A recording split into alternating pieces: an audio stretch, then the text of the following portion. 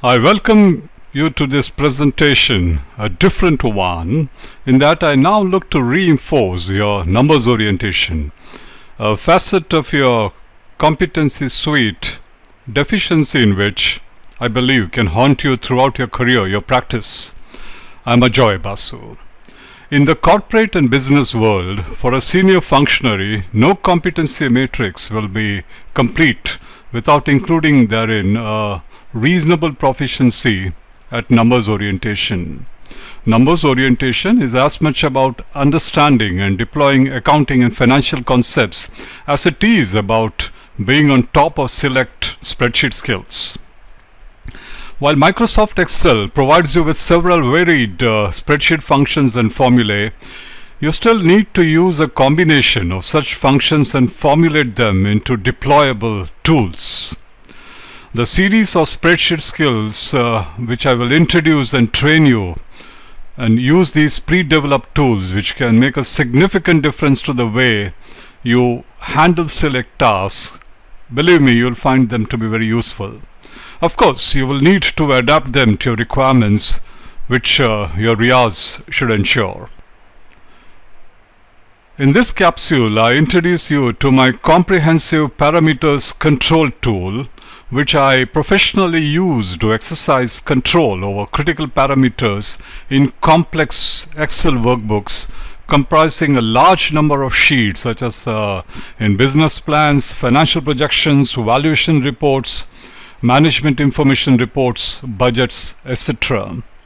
In all such documents, there are numerous parameters which have to be within prescribed limits for the document to achieve an OK status. When my staff brings the end product to me, or even when I work on them myself, I should know by looking at one cell, a single cell, whether the whole project of putting together the workbook or that particular spreadsheet is okay or not okay. And if not okay, I need to know instantly which parameter is outside the bounds and in which of the 10, 20 or even 25 sheets is the anomaly present. Let me practically demonstrate the tool to you. So here we have the comprehensive parameters control tool. This is the Microsoft Excel workbook, a rather simplified version. A typical complex Excel workbook would have about 10, 15, 20 or even 25 sheets, worksheets in this Excel workbook. You can see that I've just put in 4 of them, and we'll be using just a couple of them for our simplified study. I always believe that you should start with a simplified version, and once you understand the concept and its application, you can extrapolate it to a bigger model. So let us understand first the metrics.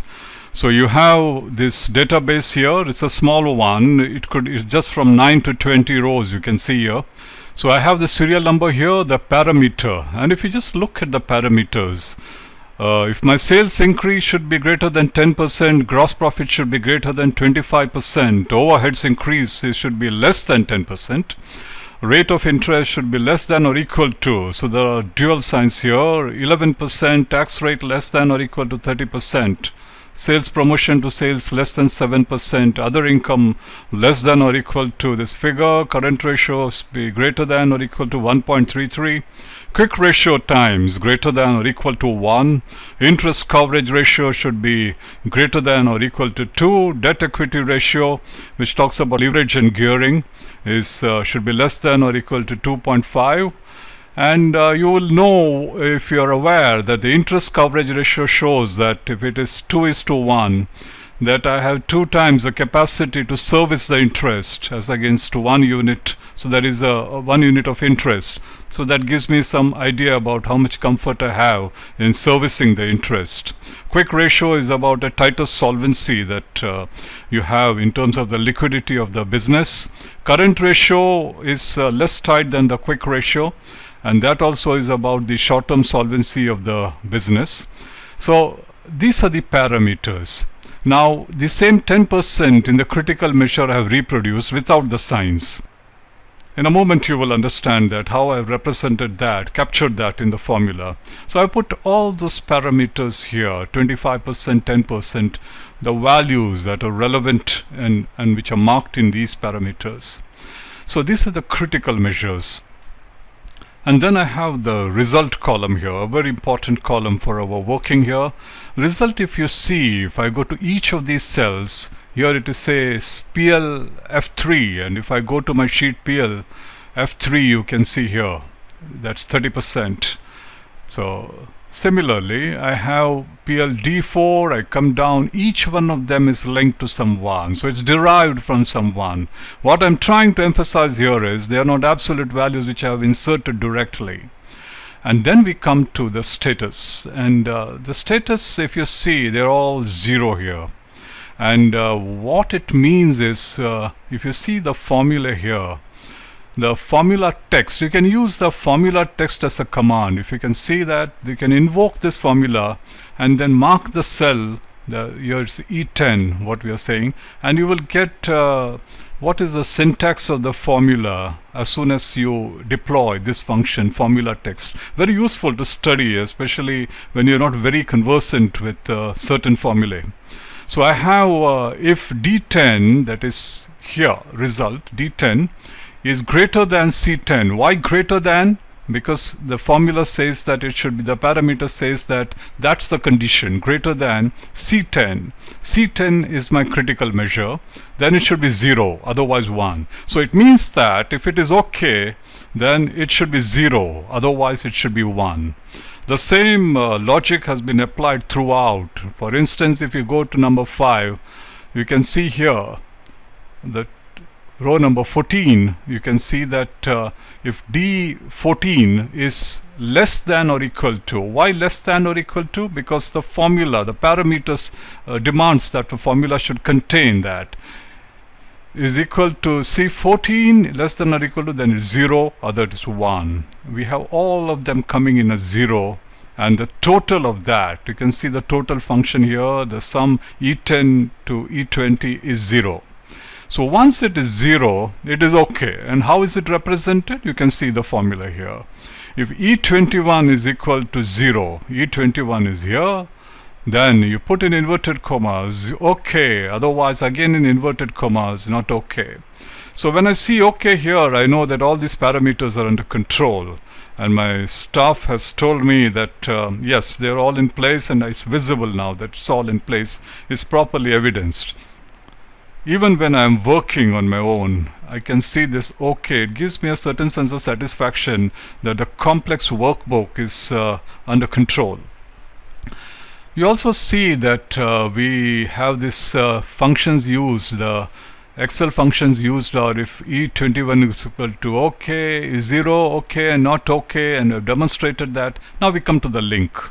The link is, suppose this is not 0, it's 1. It indicates an anomaly, an aberration. I should be able to click on that, and it should take me to that particular cell in a sheet from where it has been derived, from where it has been linked. And I can then work on that, try to find out what has gone wrong. How do I get a link connected? So I'll just demonstrate that to you. I have the link here, I'll just put in here. So I'll first go to the result, and I see that it is in PLF3. So I do a right click here, link, you can see in the drop down, link is given here. So I have text to display link. I want to place it in this document. I want it at F3, and I want it in PNL. I double click there. You can see it acquires that blue color, means the link is activated. Now if I click on that, it will take me to that 30%. So it's only a mechanism whereby you can go straight away to the source from where the information has been acquired. So you have covered these two. Now we need the conditional formatting. When does conditional formatting get triggered? Let me explain that to you. Let's go to PL and change this to below the standard. So to change this, I need better to always make it into 0 so that you don't lose the original information in the cell, and I can put it as 5%. The moment I do it as 5%, if I go back to my parameter control, we can see it's not okay. It's not only showing not okay, but there's also a dark pink background and a red font saying it's not okay. That's because of the conditional formatting. Because the formula says that if this is not 0, in this case it's 1 now because of the change, so it should be not okay. This is the formula here. The formula text is presented here. If E21 is equal to okay, 0, okay, not okay, it is not 0, so this has come in. Now how does this conditional formatting, this change of color in the font in the background take place? I'll demonstrate that to you. So I go to home, I go to conditional formatting. I'll first clear the rules. Clear rules from selected cells. So now this is okay. How do I activate conditional formatting? I go again to conditional formatting, highlight cells rules. There are many options. I'm going to the one which is equal to, and I punch here not okay. And you can see even before I've clicked OK, it responds immediately with not okay here. I can change the color. It can be green too if I want, but I'll go for the one which you had before, the red font against a big background. Let me erase the flag because it is not in accordance with the standard. So I do an OK here. So there it is. So now you can see the whole tool right in front of you. And before I conclude, let me say that there's one more formula I have used here, which is if and here. The syntax is here. If and I can use to get the same result, and I've demonstrated it here. If and E10 is equal to 0, then E11 is equal to 0, then it's okay, not okay. I can also use this to arrive at the same result, but I prefer this for two reasons. One, it is a simpler formula. You look at the length of this formula, and second, this is easily auditable, and most important, it takes me to the precise sheet, the precise worksheet where I will have the problem, and I can straight away use the link and reach there, as I just demonstrated to you. That's the advantage of using this formula. Simpler, more elaborate rather than this. But I use this to corroborate whatever information is here, so I know I am on the right track. The formula is working very well. Often in Excel I do that. In Excel, the spreadsheet applications, you have multiple ways of reaching the same destination. Sometimes I use two of them just to counter check so that I know that I'm not on the wrong track.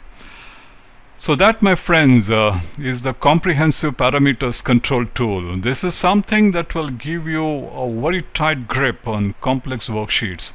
You can imagine that a detailed project report, which the projections which run into 15-20 sheets in the Excel workbook, I'm able to control with this one cell, and then the matrix which comes right beneath that.